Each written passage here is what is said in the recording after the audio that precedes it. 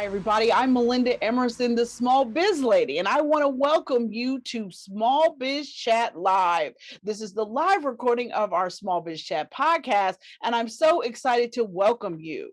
Today's show is all about the state of the small business recovery, digital pivots, and harvesting nervous energy. Today's show is being sponsored by Plastic. Plastic is an intelligent payment platform designed to allow businesses to pay and get paid whatever is the best way for them, credit, debit, or cash. It works regardless of what payment method that your vendors accept. My guests tonight have some great insight to share. If you have been a part of this small business recovery, you're trying to figure out what's next, we got some great advice for you. If you're still going through your digital pivot, I've got a very inspirational guest tonight with an amazing story to share. And if you are a high achiever that's starting to feel a little bit of anxiety the longer this pandemic drags on, well, I've got a doctor in the house tonight who's going to turn up all the information you need so that you can turn that anxiety into a strength. Now, we're going to discuss ultimately how to make 2021 the best year ever in your small business. The Small Biz Chat podcast is a peer-to-peer interview show that allows small business owners a way to get invaluable information. So here's what I'm going to do for you all tonight. I just want you to know that we are broadcasting. So we are live on Facebook right now. We are also broadcasting on my Small Biz Lady YouTube page, and we are broadcasting on Twitter. Y'all know I love my Twitter peeps. So listen, tonight's show, our guests are really all about giving you that sage advice so that they're coming from multiple angles, and all of it is about helping you take your small business to the next level. Tonight's guests are business strategist Dave Walker. He's going to talk about what can be done to help with the small business recovery. And we're going to talk to beauty magnate Tekoa Hash. She's going to talk to you about how she went from makeup artist to beauty mogul. And we're going to talk to her about her digital pivot. We're also going to be talking with Dr. Chloe Carmichael, and she's here to talk about her new book, Nervous Energy, How to Harness the Power of Anxiety. With that, allow me to introduce my very first guest. His name is Dave Walker, and he's the founder of the B2SMB Institute. He has spent 30 years plus as a business innovator, floating in between Fortune 50 firms and lean startups that are scaling. He lives for innovation, but loves execution. From methodical research to bursts of creativity, he loves big picture vision, but he trusts discipline, facts, agility, and sweat. And as the CEO, he hates to fail, but he embraces failure as a tough teacher. For more information, you go to his website, B2SMBI.com. Hey, Dave, thank you so much for braving the cold with me to talk about the small biz chat recovery, or excuse me, the small business recovery, not the small biz chat recovery. That's still going. That's still strong. So let's talk about it. Talk to us first about your organization and what you guys do that really ultimately advocates for small business owners. Well, listen, first, thanks so much for having me. And yes, I'm braving the cold. I'm here in Chicago. It'll be -4 tonight. We've got about 3 feet of snow on the ground that doesn't want to melt. And all I can say is I'm glad I'm not in Texas. That's really, I guess, where my head's at. But, the B2SMB Institute, first of all, B2SMB stands for business to small business. And the reason I started it back in 2017 was because I had just sold a startup that focused on giving marketing advice to small businesses, had grown it over 6 years, and had met many marketers, salespeople, product development people from very large companies who were selling products and services to small business. So American Express, Microsoft, Sprint, Square, Indeed, LegalZoom. And as I worked with a lot of these professionals inside these organizations, I realized that they had many of the same frustrations and challenges, specifically as it related to small businesses. They didn't know how to reach them effectively. Once they reached them, it was tough to engage them. Once they engaged them, it was tough to qualify and sell them and close them. Once they closed them, it was hard to support them, get them to adopt their products and services. long story short is we built a community so that these professionals could frankly exchange ideas and insights and resources between each other so they could better serve small business. So that's our mission, is really in a kind of a back doorway, help small businesses by helping the large brands who are selling products and services to them. Now, how big is your organization? How many members do you have? So we have over 200 plus major brands are members and over 4,000 individuals. So we've grown pretty substantially to really represent professionals in all aspects of selling products and services to small business. Good stuff. Good stuff. All right. So let's talk about the state of small business. The COVID-19 killed a lot of people, but COVID-19 killed a lot of small businesses too. It sure did. And, unfortunately, we don't know the magnitude of the impact right now. Nobody has a really good sense of it because, frankly, it's tough to report out and really track all those one person small businesses that have had to close and all of those businesses that weren't incorporated necessarily. They were a small shop and maybe two or three people, and they never really went to the to incorporate in some state. We don't know really, frankly, how well the surveys that are being done by everyone in existence, it seems like, at a government level to try and track business closures. And frankly, there's a lot of businesses who are kind of, I would call them in suspended animation. They're not open, they're not doing business, but they're not officially closed either. So, best estimates right now is it could be anywhere between 30% and 50% of all small businesses, and that's under 500 employees, that have closed during the pandemic. So it's a really alarming number, to say the least.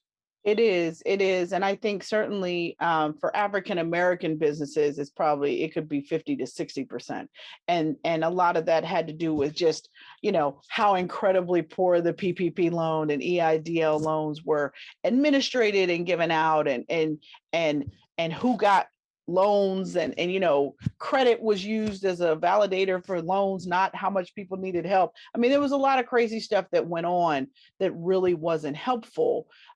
Which is why I think so many brands have now tried to scramble to fill in the gap that was left because so many Black-owned businesses did not get help. So, one of the things I really wanted to talk to you about tonight was just sort of like the direct and the indirect causes of why so many minorities and women have been adversely affected. I mean, I think all small businesses like kind of took a hit, although I've definitely talked to people who did better in 2020. But those were people who were already online and they were already set up. So when the pandemic happened, they were able to put money on ads and put the gas on it, So, and I think there were other people who positioned themselves to do well in 2021, right? So there were people that did that too. And then there were people that were like caught flat-footed, like Fred Flintstone with his feet out the bottom of the car. I mean, there were people who really had no idea what to do, had never sold online, or had no idea online ads. What are you talking about? You know what I mean? Instagram, what's that? I mean, there were people that were that clueless, didn't have updated websites. I mean, there's a lot of, there was a lot of bad practice out here that got caught, right? Some of these people who we don't know whether they're in business or not, part of that's because they never registered an EIN number with the IRS, right? They're doing business with their social security number or letting people pay them with Cash App, you know what I mean? So there was all this kind of other gray economy stuff. And those people really got hurt because if you didn't have no paperwork, you definitely didn't get a PPP loan. Right. That was just what the deal was. So talk to me about what the other side is talking about in terms of all this stuff that's out here that was going on and who won and who didn't. That's got a lot of hair on it, that question. But to kind of break it down, when the pandemic started, more importantly, when the quarantine started, when the shutdown started, Alignable, which is a small business network, probably your audience is familiar with it, has over 6 million small businesses in the US. And they, since the beginning of the pandemic, have been every single week surveying their small business members on a variety of questions. And one of the first questions that they asked their 6 million members back in March was, how much cash do you have on hand right now? What do you have in your savings account to really support your business? And 67% said that 30 days, that's it. I'm out in 30 days of having cash on hand. And that's why there was, frankly, a rush to give the PPP loans, because there was so little cash saved on the part of small businesses across the country. You can imagine that minority-owned businesses, women-owned businesses, urban businesses, high-touch service businesses like salons and manicurists were all crushed by the closures that went on, because as high-touch businesses, they frankly couldn't do their business in any way, shape, or form, and nor could they offer an e-commerce offering and kind of survive that way. But in kind of in a nutshell, those businesses that were in very poor cash positions, that were frankly disproportionately impacted by the closures, they didn't have access to their customers, basically, were the ones that got heaviest hit, and probably make up a lot of the businesses that closed. Now, I think my hope is, from a recovery standpoint, that those entrepreneurs who were in those service businesses, who started a business the first time, want to start again. You know, they want to, as the recovery really happens, they want to get back into the business. They're a hairstylist. They want to go back being a hairstylist. Sure. They don't want to go off and be a nurse or something else. So hopefully we'll see what a lot of we're trying to track is, what's the emergence of entrepreneurs now that we're starting to come out of the pandemic. And one important stat is tracked by the Small Business Administration, is there's been more new business applications in the last 3 months than there have been in the last 3 years. So there's a lot of people who are flooding into the new small business kind of space, and hopefully that'll be a big part of our recovery as an economy. Well, I'm certainly seeing that from my business, as the small biz lady, is, America's #1 small business expert. Our website, our tools, my books. I mean, it's like, like I got a flashing sign on, come buy this stuff. I mean, definitely I'm seeing a demand for my information and for the types of trainings that I do. And we even actually decided, as a part of the pandemic, because everything has been so tough on people, I actually am giving away 1,000 copies of my best-selling book, Become Your Own Boss in 12 Months, for free. Like, all people have to do is pay for shipping. Because I'm like, obviously, I'm not Verizon. I ain't got $1 million to give away. But I decided that the most valuable tool I ever created, my book, Become Your Own Boss in 12 Months, that I would give 1,000 copies away free. And so we're doing that over on my website on beginmybiz.com/free book. So all you got to do is pay for shipping, and it will come to you. And that's what my little corner of the world, what I can do to help. But speaking of people helping, I know some brands have gone out here and tried to help, and some of them have missed the mark with their help, and some of them have done a really good job. And I kind of wanted to talk to you a little bit about, like, some best practices that you've seen that have been pretty successful. And I certainly will share some of mine that I've seen as well. But I'm curious as to, given the fact that you have the lens to kind of look and see what everybody's kind of doing, who have you seen just really do a fantastic job?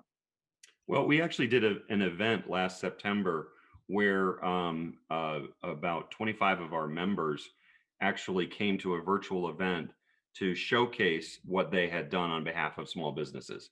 And this ranged from everything from minority-owned small business directed grants to educational programs to different product and service offerings. And it was really, frankly, enlightening for all of our big brands who sell to small business to see what are other people doing and how exactly are they doing it. I think that I'll talk to the negative first. I think that there were a lot of well-intentioned, and I think you could say that about everybody, Sure. well-intentioned programs that were either too narrow, too small, or too self-serving that were offered by large brands. And I got to say, small businesses, if nothing else, know how to sniff out bullshit. And they basically called bullshit on, wait a minute, this program is not really helpful to me, accessible to me, relevant to me. It's a disappointment to say the least. Mhm. And I won't name any names there. But in the again, well-intentioned offerings that seem to work. I'll just highlight three of them. Zoho, which is probably one of the largest purveyors of applications to run business, particularly small business, has millions of small business customers around the world. All of their applications and programs are made available by subscription. And they pretty quickly, like within the first 30 days of the pandemic really hitting, said to all of their customers, you don't have to pay for our product, but we want you to continue to use it. So we are offering it to you for free for the next 6 months if you want to use it. What was interesting is about 30% of their customers actually reached back out to them and said, thank you very much. I don't need it. I'm doing fine. Wow. And I thought that was a really wonderfully honest exchange between small business customers and a large enterprise that serves them in really kind of, and those who took advantage of it, obviously, were able to cut an expense out of their operation. Another one that did some really cool things was Aweber, which is an email company, very much like Constant Contact, competitor to Constant Contact. And they pretty quickly started to create, based on the response that they had seen from their small business customers, what they call pivot packs. And pivot packs were very, very focused on specific industries like fitness centers. How does a fitness center actually pivot to successfully survive what is a shutdown in their particular business sector? And these were terrific. And they really created them with their customers. So they went to fitness centers and they said, their fitness centers to customers, what are you doing? How are you wiping down everything? How are you exactly, what hours are you able to operate? What machines are you able to operate? What things are you learning how to do with video? And it was very, very helpful. And then third and final example I'll give is I think that there were a lot of brands who tried to recognize or tried to really solicit the specific pain point that their small business customers were having, and discover ways in which they could help. Verizon Business, great example, discovered one of their sales representatives saw that their local corner restaurant was struggling to do curbside delivery. And they were struggling because somebody from the restaurant had to come out to the curb, present the bill, take the credit card back, go back into the kitchen, pay the bill, come back out, with the food. Oh, there's a mistake. Go back in. It was just a mess. And what Verizon realized, this Verizon representative realized, is, cell phones can be used as walkie-talkies. Why don't we just simply instruct our small business restaurant customers, hey, you've got a powerful communication tool, a walkie-talkie in your hand. It's called your phone. Here's how you set it up. Here's how you use it. And that was something that was, it's not a revolutionary kind of step, but wow, talk about practical assistance for a problem that virtually every restaurant in America was facing. And I would also give Verizon another shout out. Very early on, Verizon was one of the first corporations that I saw try to do a grant for small business. And they were also one of the ones that got clobbered because they had to shut their program down within 28 or 48 hours because they had no idea how many people were going to come. But I give them credit because then they said, okay, we know people need money and we know we're not equipped to distribute it. So then they went and partnered with Lisk and gave Lisk the money, who had the infrastructure, and they have done 2 or 3 different grants through Lisk. And I appreciate them for not just getting knocked down and being like, oh, forget it. I mean, they were like, okay, we got to do this smarter. They also did an amazing webinar series that they started, I believe it was in April, and they went every single week. They gave a valuable webinar, and they did that all the way through the end of October. And I think that they are to be credited because I think of all of the stuff I saw, theirs was the thing that I thought helped the most, that I thought was most visible because they didn't just do one thing, they did a couple of things to help people. And Mhm. I think that, we'll be forever grateful to them for that, for sure. But listen, we are having a great conversation tonight here on the Small Biz Chat podcast. I'm Melinda Emerson, the Small Biz Lady. Stay with us. We will be right back. People and businesses everywhere use plastic to pay for virtually anything using their credit card, even where cards aren't accepted. It's so fast and easy. We'll explain how it works in less than 60 seconds. Ready? First, you tell us who you want to pay, how much you want to pay, and enter your payment information. Next, plastic charges your credit or debit card. Finally, we send your recipient a check, ACH, or wire transfer, and you rack up points from your credit card reward program.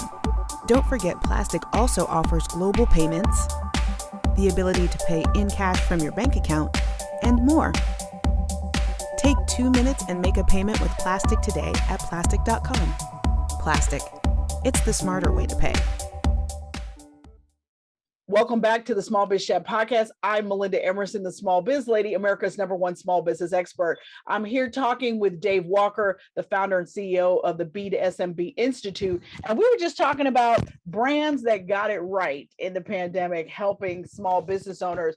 All right, Dave. So let's talk a little bit about, talk to me about some of the work that you do with some of your brand partners. I know you recently did a research program with Accenture, and I wanted to talk to you about some of the things that the research unearthed for you. Yeah, I've had a suspicion back since I was building my own company that serves small business that it was hard to earn and hard to keep the trust of small business. And like any relationship, even though I was in a buyer and seller relationship, myself the seller and small business customers the buyers, um, any relationship basically lives or dies on trust, and we all know that as adults who've ever had a relationship. Trust is basically the cornerstone of making it work. And so, based on the suspicion that, boy, one of the reasons why maybe the challenges that so many brands are facing in selling to small businesses, they're not trusted. And how do we quantify that?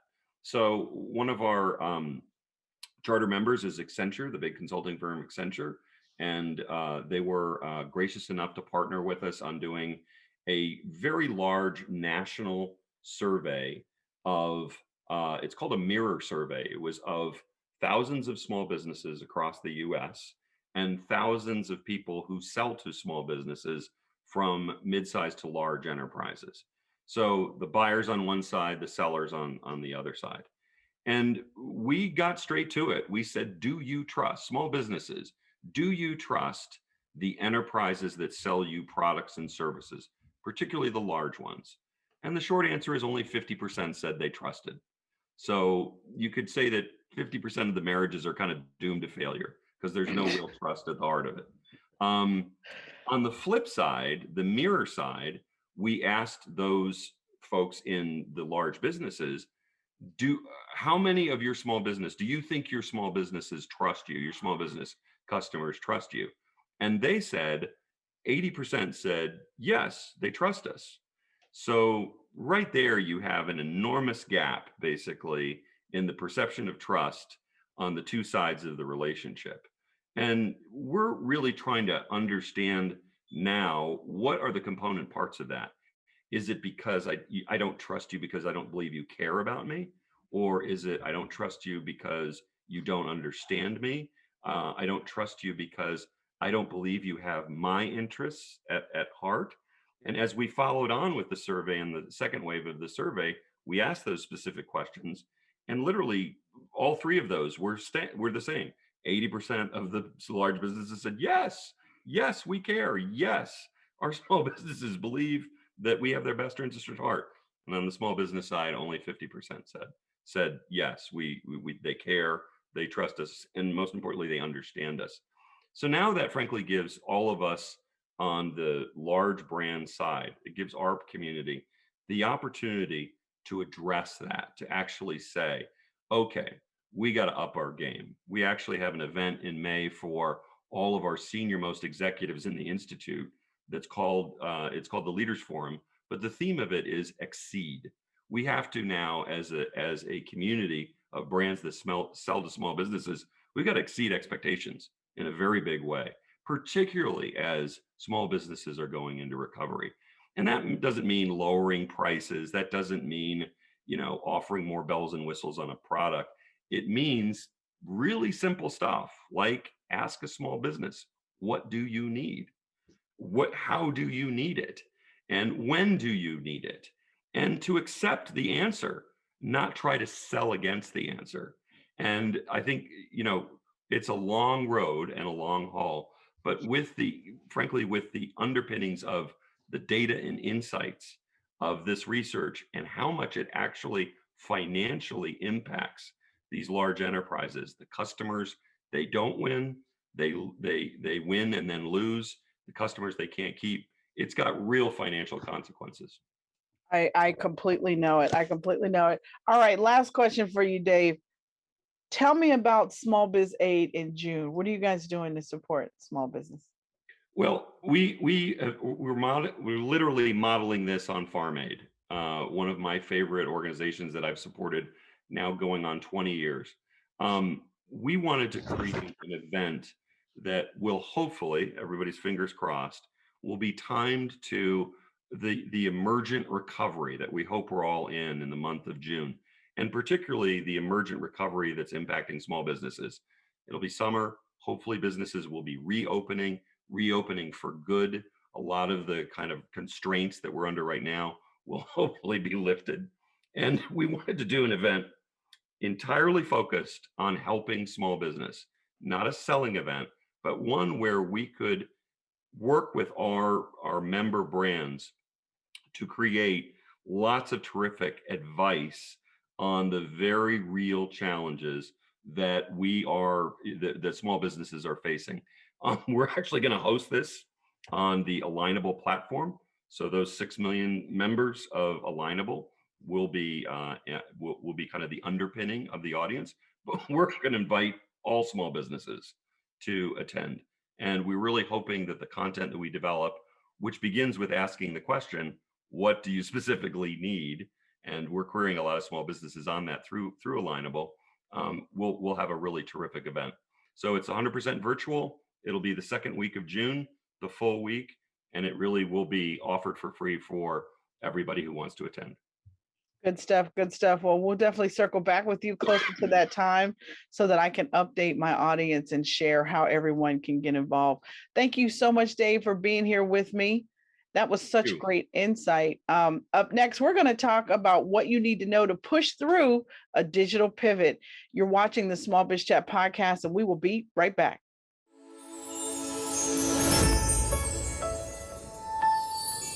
Is now the right time to start a business? This is the second most frequently asked question people always ask me, along with how can I become my own boss? And they aren't wrong for asking, because right now, these are the two most important questions anyone whose job security has been recently impacted is wondering. Hi, I'm Melinda Emerson, better known as Small Biz Lady. And when it comes to small business success, I've been featured multiple times on MSNBC and CNBC and ABC News as America's #1 small business expert.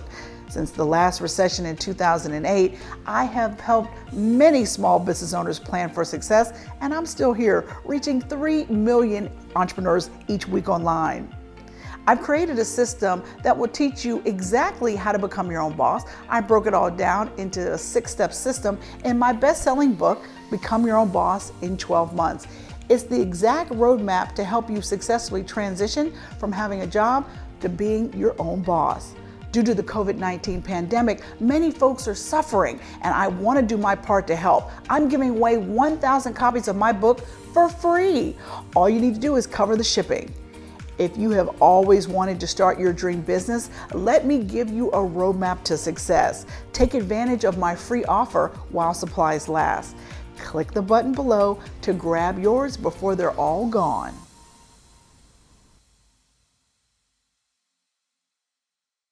Welcome back to the Small Biz Chat podcast. I'm Melinda Emerson, and we are broadcasting live on Facebook, on my Facebook fan page. We're also live on YouTube, and we're streaming on Twitter as well.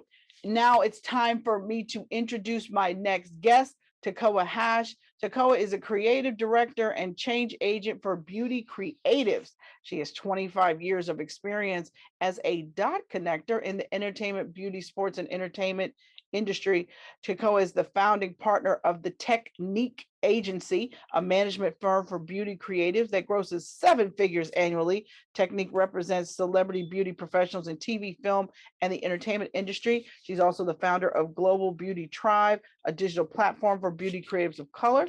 And any more information you want to know, you got to go to the techniquegroup.com. Tekoa, welcome to the Small Biz Chat podcast.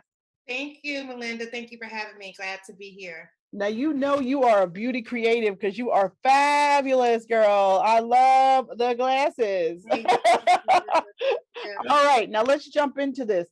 Tell me how you went from high-end makeup artist to running one of the hottest agencies for hair and makeup creatives in the entertainment industry. How did you make that transition, or what made you put the brushes down? Like, how did you do it? You know, there were 2 things. The first thing was, as a makeup and beauty creative hairstylist on TV and film sets, you are to be seen and not heard. And I knew that, and I rode that wave and I adhered to it, but I also knew I had more to bring to the table. So after about 15 years as a professional makeup artist, I saw that I was afforded opportunities that other Black, brown creatives were not afforded. And my plate was overflowing. And I decided I'm going to put my friends on, whether they're a friend or not. If I believed in you professionally or artistically, I was sending work your way. So after several years of doing that, I said, you know what? I think I'm missing out on a lot of money, because when you're closing deals and helping to, close a gap in terms of the needs that productions needed, and you can bring viable people to the table, I was missing out on that piece of the pie. And so I just really wanted my peers that I had grown up with, that I had learned from and grown with over the years, to have the opportunities that I had been afforded. So that was really the main reason.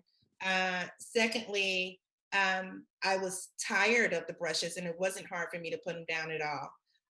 I got a lot of footing in TV and film, but I've had a lot of success in reality TV shows, which can be very toxic. And it didn't agree with my spirit. So that, along with wanting to be a businesswoman, kept me from really wanting to continue to pick up the brushes. I love it. I love it. So your business, how does it work? You book other hair and makeup professionals on these shows and sets and all that kind of stuff? So yes, so to date, we have 65 combined hairstylists, makeup artists, manicurists, and wardrobe stylists signed to our agency across all major platforms where TV and film is big. And so really, our business has grown by word of mouth, from strong relationships that I had when I was a makeup artist, and people really wanting to see me win and giving me an opportunity. So, to date, right before COVID, I think we had 12 shows running, had just finished 3 shows. So word of mouth has been our way of getting these opportunities. Awesome. Awesome. All right. So when it comes to growing a business, I believe everyone is in sales and the product is you. Now, do you agree or disagree with that? I do agree. One of my first bosses that was my boss as a makeup artist, I didn't know anything really about makeup other than I loved it. My skill set wasn't there. And when she tried to convince her bosses that I was worthy of being hired, she said, skill set can be taught, personality can't. And I really do believe that clients come to us because they believe in me and they believe in my business partner and our leadership. So yes, I agree. I love it. So tell me, how did the pandemic affect your business? I heard you say earlier that you guys had 12 shows running. All of a sudden, and you're talking about network shows, like stuff was taping, and all of a sudden they said shut the country down. Yeah, within 72 hours we lost all of our shows. It happened very quickly, and it was difficult to see that people were going to be out of work. And because these jobs literally help feed their families, it really makes their dreams come true. We hire people that were the underdogs who never thought they'll get an opportunity in TV and film. And then these opportunities, whether the paycheck matched or not, really has helped propel their careers. So it happened really quick. And we noticed, like they always, everyone says you need to have multiple streams of income. We did not. That's 99% of our business consistently. So it literally, there's no more money coming in. But when you are a small business with a small staff and you don't feel like you have the resources to build and create other avenues, it just didn't seem possible because we're so hands-on with our clients and the artists that we represent. So what did you do? We dug in the crates and we saw all the holes that we have been wanting to fix and talk about fixing and just didn't have the time to do it. And so it really gave us an opportunity to restructure our human resources, restructure our contracts, decide now that we don't have any business and we're still somewhat afloat, who do we not want to go back to? And it really empowered us. And so we were planning a real conference because we do event planning as well on the side, but one of our management clients wanted to host a women's conference. And so we decided to do it virtually. And it was a huge success. And the experience that we gave the 1,000+ people that attended really created another avenue for us. And since that event, mid-spring last year, we've done 10 virtual events, and now it's like another avenue stream. Awesome. So that's one revenue stream. Yes. But did the crisis make you look inward? Like, were you really like, okay, is this the business I should really still be running? Did you do that? Yes. So I was on complete burnout before the pandemic, really thinking, is this the business that I even want? Because I was drained from giving clients so much and not feeding enough into myself. So it really allowed me to step back and say, hey, work on yourself, work on your spirit, work on the time that you spend with yourself. And then I started showing up better. Even with the stress of not having income, I started showing up more confidently, more calmly, not panicking about the money that wasn't coming in. So definitely went inward. And I think our whole team did too. So everyone had to make this move to like this digital first strategy, right? And you guys are hair and makeup artists. Yeah. So I'm sure you were scared to get near anybody that close, right? So what kinds of things did you do? And what would you say are your top 3 suggestions? Because there's people out here still trying to figure out their digital pivot. And that's part of the reason why I wanted you to be on, because I really wanted you to talk about, okay, here's what we did, and here's what you might want to think about. So if you had to think of 3 things that you did that really organized your digital pivot in a way that served you, what would they be? Now, Melinda, you and I have had very frank conversations about this, and I don't feel like I'm personally where I should be in the digital pivot. But, because I am a service business, we do it better for clients than we do it for ourselves. And so for Tekoa, the brand, still working on that. But for Technique and for the clients that we represent, it's like really, really understanding who your core audience is. Really figuring that out, being really authentic with who you are, not the fluff, and I think those are 2 core things, and being consistent with the content. I'm not great at it, my personal self, but I push our clients to. We have a calendar for their posting. We really talk about it. We go over it.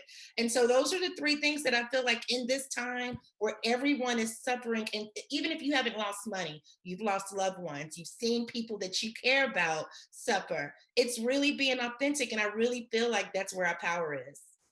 That's so awesome. That's so awesome. Listen, I'm going to put a pin in that. This is the Small Biz Chat podcast. We are talking with Tekoa Hash, and we're talking about your digital pivot. Stay with us. We will be right back. In terms of efficiency, platform, speed, it's excellent. To have access to some financial tools like Plastic is really helpful. We've got to go procure our ingredients. So we've got to get them organic certified. We produce the corrugate, cardboard, the packaging, manufacturers. Got to do a trial run, production run. And we've got to start paying people fast. And we need to pay them with cash or a wire. And Plastic comes in and fills that void for us. Welcome back to the Small Biz Chat podcast. I'm Melinda Emerson, the Small Biz Lady, America's #1 small business expert. And I have been talking with beauty mogul Tekoa Hash. And now we're going to be talking about how to avoid burnout in the future. Sometimes when your resources is limited, you think putting more time into your business is going to fix the problem. And that is and I'm a recovering workaholic that can tell you for a fact more time is not the answer. You know, you have to make sure as a business owner you're focusing on your most high value activities. But to go, I don't want to put words in your mouth. I want to understand, what do you think was your most valuable lessons learned in 2020? Really, this term is usually used, but self-care, really taking time for myself, not waking up in the morning, picking up the phone, answering the first email or text that comes to me, really, really taking time for myself.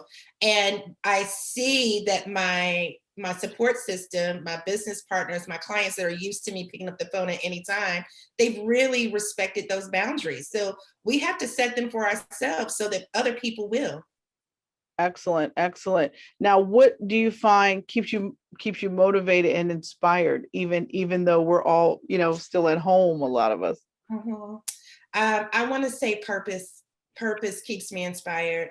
It's not money, because I've walked away from money many times in my career, but I found that when I stay aligned with my purpose and what I'm supposed to be doing, even when the money is not flowing in, it's easy for me to stay the course. And I got to be honest, Melinda, as a Black woman that didn't have any startup money, I've seen hard times, more times than I care to admit. So this wasn't the financial part wasn't scary for me, because I know what it's like to be broke, So, we're resilient people. And so that's kind of leaned to my advantage. I completely can relate. So, what's next for the Technique agency? I want to say Technique Productions is next. You Ooh. know about this, and it's been a dream for a long time, but not having the capital to produce the content that we want to produce, mainly in the lifestyle and beauty space, being able to get that off the ground is a bit deep. We just finished a huge project for Nordstrom's for Black History Month, and I really am inspired by that. The virtual conferences that we've done, all up under the Technique Productions umbrella, in a great city. Our headquarters is still in New York. Now we have legs in Atlanta with me living here. So it's a perfect segue for the experiences we've had in TV. Awesome, awesome, awesome. Well, thank you so much. I really appreciate all of your valuable insight. Next, we're going to talk about harnessing your nervous energy for good. You're watching the Small Biz Chat podcast, and we will be right back.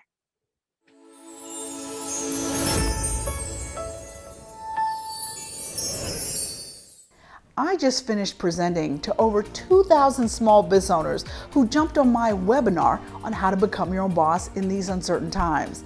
I partner with top brands including Verizon, American Express, and Chase to educate small business owners across the country. In today's webinar, I taught my 6-step system to start a business. I also taught them how to establish a disaster-proof plan to turn their calling into income. We talked about how to find the people they want to serve online. I know how to help you make money as a boss. I've spent the last 12 years compiling exactly what it takes to become your own boss. I even broke it down into a 6-step system in my best-selling book, Become Your Own Boss. Over 100,000 people in multiple languages around the world have this book. And due to the pandemic, I know people need help. If you're ready to transition successfully from being an employee to becoming your own boss, listen carefully. I'm giving away 1,000 copies of my book, Become Your Own Boss, for free. All you need to do is pay for shipping. That's right, I'm giving away 1,000 copies. This book is going to show you how to become your own boss, create a pandemic-proof plan, and launch a successful business. Don't delay. This offer is only available while supplies last.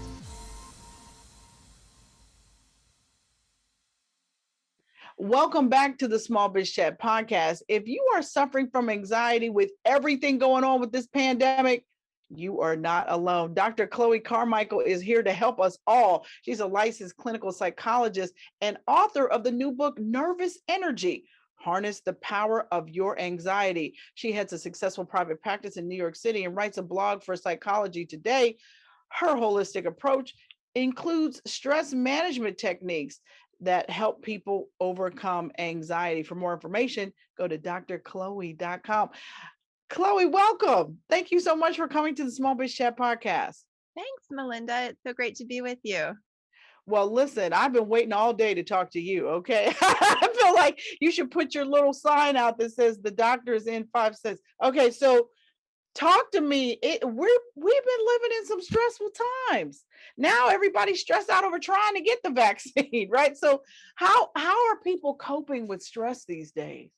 Well, everybody has different ways, of course, and some people's are healthier than others. But one of the things that I've been excited for people to understand is that they can take that stress and almost use it as a springboard for healthy activities. So, whether that means connecting more with the people around you, or like some of your earlier guests were saying about building new skills and digging deeper and becoming more resilient, those are really the best ways that we can cope.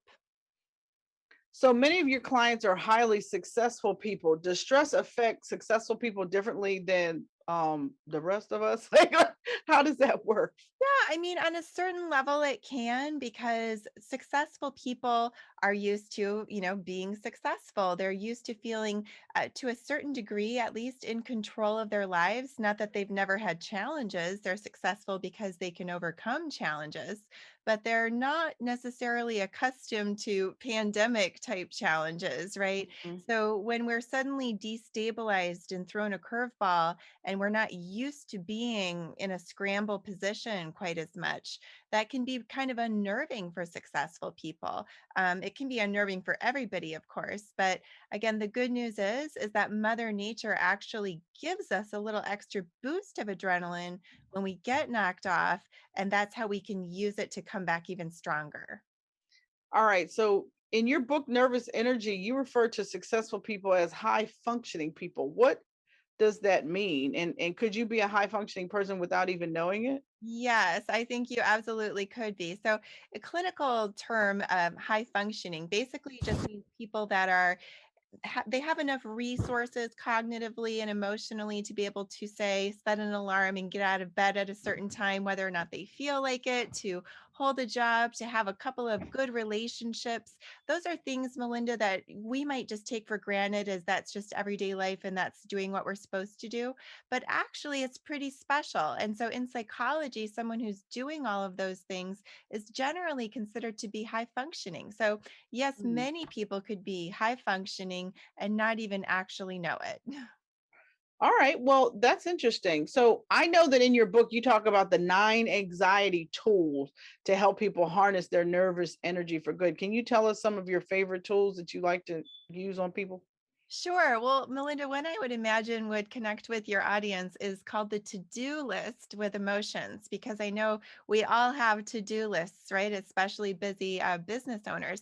But what a lot of successful people can sometimes find is that they feel like they're procrastinating and they're not sure why, or they have that kind of hamster on a wheel feeling where they're just doing all these tasks, but they're not getting the fulfillment that they need out of it. So what we do then is we look at their to-do list and we think about what are the emotions that come up around these items for you. And the emotions don't even have to make sense. So for example, I was working with, an executive that for whatever reason was just stalling on getting his grocery shopping done, just couldn't do it. Really silly, right? He can do all these high powered things, but struggling with the groceries. So we asked him, what are the emotions here on this? And the first thing he said was, this doesn't make any sense, but loneliness. And then when we discovered that he'd been through a divorce, his ex-wife used to do the grocery shopping. And so that errand was actually triggering emotion. The next Mm. step, the good news beyond just getting in touch with loneliness, is then it can stimulate you to take the right self-care behaviors. So what he did then was quite simple, just planned a cell phone catch-up call with a buddy during grocery shopping. So then he used that signal of that loneliness to stimulate him to get more social support, since that's what he really needed after the divorce. That's really interesting. So can you give me an example of one of your mental short lists, and what are some of the types of mental short lists that you typically help some of your clients with? Sure, absolutely. So, another kind of hallmark of many high functioning people is that once we get something in our minds, we can be a little bit like a dog with a bone, right? We can be very tenacious, and that can be a blessing or a curse. So, obviously, it's a blessing if, say you're working on a big project and it's all you can think about, you live it and breathe it, and that's great. But then what about the day after the project? And if your mind is just kind of auto tracking onto that project, but it's over, and then people can feel like a sense of emptiness, or maybe if you go through a breakup and you just can't get that person out of your mind, what you need is a new mental short list. So, what we do is we create, say, 5 things that you know are going to be good, healthy ways for you to spend your mental energy, whether that be going over your holiday shopping list, starting to think in advance about those things, or weekend plans or work projects. But the idea is to come up with 5 things that you know are actually going to be good, fruitful areas for you to focus on. I compare it kind of like having a fridge full of healthy snacks makes it easier to decline the bag of chips that's calling your name. So it sounds really simple, kind of in the moment, to think of 5 things. But when the thought monster strikes, we can go completely mind blank unless we have that actual written list of here are 5 other things to focus on. It makes it a lot easier to stay off of ruminating when we have something good to pivot onto. Good idea. Good idea. All right. Well, what's worry time? I mean, are you actually suggesting that people schedule worry time to worry instead of working? Well, I actually am, because believe it or not, Melinda, it will make them more productive. So while they are working, instead of having this like little nagging worry voice in the back of their mind, thinking like, oh, well, have you done your last will and trust yet? Or, oh, when's the last time you checked your roof or whatever? All these little things that can just ping into our minds, instead of just trying to either keep them in our working memory or tell ourselves, oh, don't think about that, just focus on work. The mind doesn't want to really let it go, because the mind knows that there is some kernel of logic as to maybe it actually makes sense. So what you do is you have a calendar event called worry time. Some people do it every day for 15 minutes, some people once a week for an hour, whatever's best for you. And then whenever those little, kind of nagging things pop up, you just put them into the calendar event details. And then once at your appointed time, you sit down and you give those things your full attention, when you're actually going to be much more effective on them. And then it really clears the slate for you while you're trying to do other things outside of worry time. Interesting. Interesting. All right. You've sold me. Where can I get a copy of your book, Nervous Energy? Super easy. nervousenergybook.com. All right. Good stuff. Is it also available on Amazon as well? Is it available yet? Yes, we're burning it up on Amazon. Pre-orders are super strong. We've got sales going all over the globe, so it's everywhere. All right, good stuff. All right, well, thank you so much, Dr. Chloe Carmichael. Stay with us, because what I'm going to do now is bring back our other 2 guests. We're going to bring back Dave Walker, the founder and CEO of the B2SMB Institute, and Tekoa Hash of the Technique agency. Guys, come back in. We're going to do this really quick panel that I call Hit It and Quit It. Now, here's how it works. I'm going to ask each of you the exact same question. You guys only have 30 seconds to answer, and you cannot repeat somebody else's answer, because if you do, I'm going to get the cowbell for you. All right? You guys understand how it works? Dave, you've been on ice the longest, so I'm coming to you first, then you, Tekoa, then you, Dr. Chloe. All right, everybody ready? What is your favorite podcast, Dave Walker? What is your favorite podcast? I'm going to peg myself as a middle-aged white guy. My favorite podcast is Joe Rogan. I love his interview style, and I love the people that he interviews, and I'm always greatly entertained by listening to him. I've had a lot of people actually say him, so don't feel bad. Don't feel bad. Tekoa, what's your favorite podcast? I'm going to be the teacher's pet and say the Small Biz Lady. Oh, well, you're very sweet. Thank you so much. I appreciate always people listening to the Small Biz Chat podcast. All right, Dr. Chloe, what is your favorite podcast? As a psychologist, of course, I'll say The Hidden Brain by Shankar on NPR. It's a great one. I actually like that podcast too. He's really, really good. I love him. All right, Tekoa, this one's coming to you first, and then I'm coming to you, Dr. Chloe, then I'm coming to you, Dave, last. Tekoa, what is your favorite business app? Favorite business app? Oh my gosh. Oh, 30 seconds, 30 seconds, 30 seconds. Oh my gosh. I don't know if I have a favorite. I thought it was going to be book. I was prepared for a book. Is it Instagram? Is it Cash App? What is it? Like, you gotta have a favorite app. What do you go to the most? Because I work in entertainment, I think I read the Hollywood Reporter the most.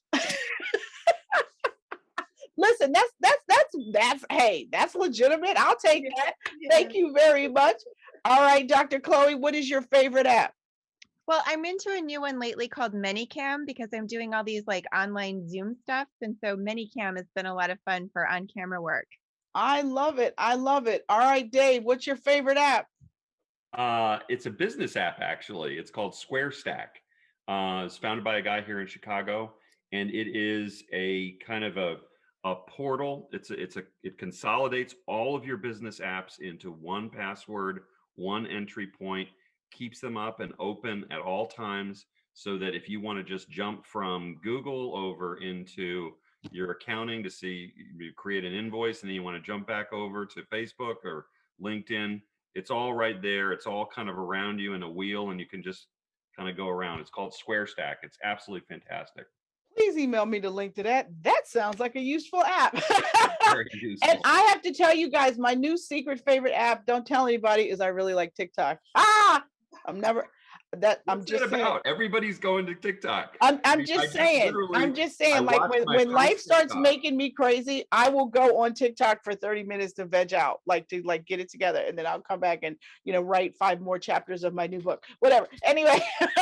All right, next, guys, this is the next question. What is your favorite old school marketing tip? Dr. Chloe, I'm coming to you first. Dave, you're second. Tekoa, you're third. Favorite old school marketing tip? Well, at this point, I think help a reporter out hero is practically old school. And like 10 years ago, that's how I got my start in the media, by just doing quotes through Haro. Oh, wow. Okay. I like Haro too. I remember Peter Shankman started that. All right, Dave, what's your favorite old school marketing tip? Calling people. The phone. Would you say the phone still works? Right.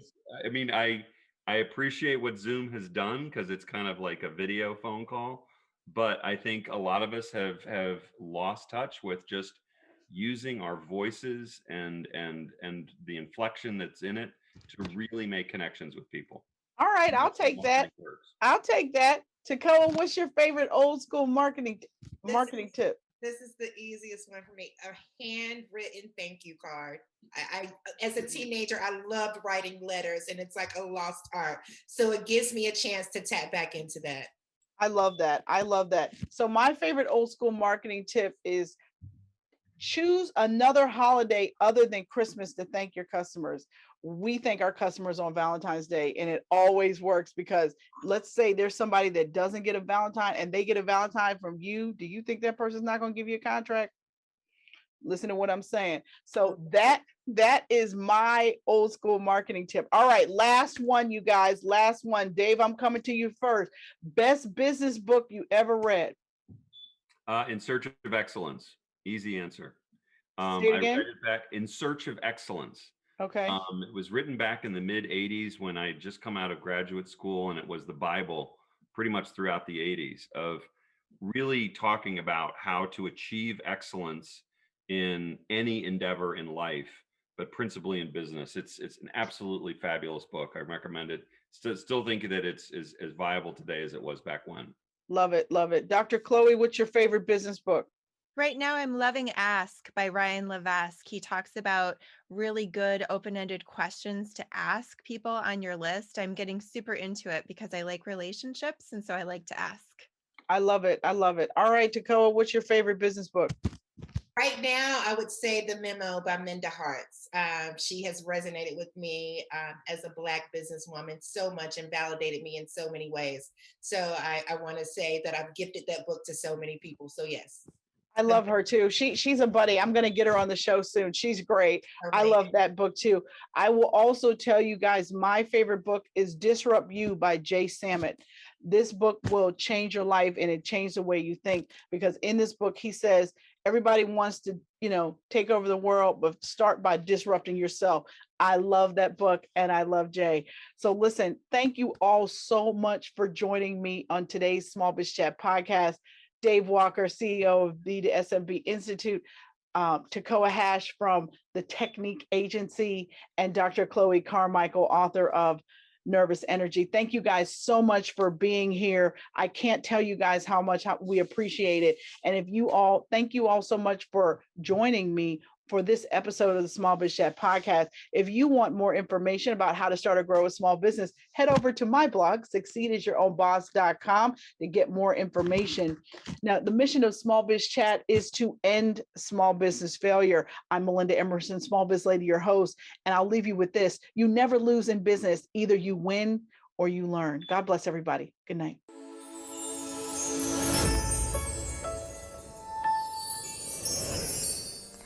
People always ask me, how can I become my own boss?